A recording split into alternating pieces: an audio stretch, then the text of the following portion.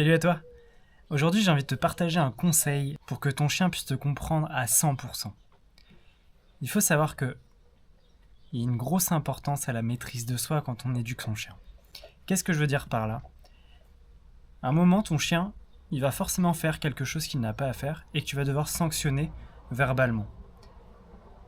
Pour ça, tu vas être ferme, tu vas lui dire un non sec, avec une intention qui est très claire pour lui que c'est pas possible. Il faut pas être monotone, ça je l'ai déjà dit. Si ton oui est comme ton non, ton chien ne changera pas d'attitude. Alors, une autre chose très importante, c'est que quand tu as repris ton chien et que tu as dit non, tu vas très vite dans la fermeté avec ton chien, mais tu repasses très vite au calme et à la joie. Pourquoi c'est important? Parce qu'il faut que ton chien puisse faire vraiment la différence.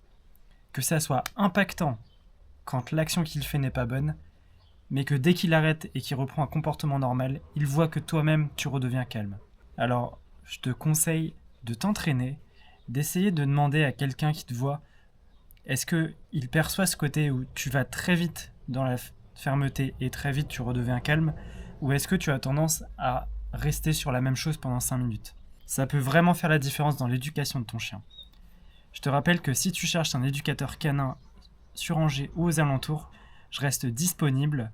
J'ai créé un site internet et vous avez le lien en description de cette chaîne. Alors allez faire un tour, pour l'instant il n'est pas hyper bien configuré mais vous avez toutes les bases.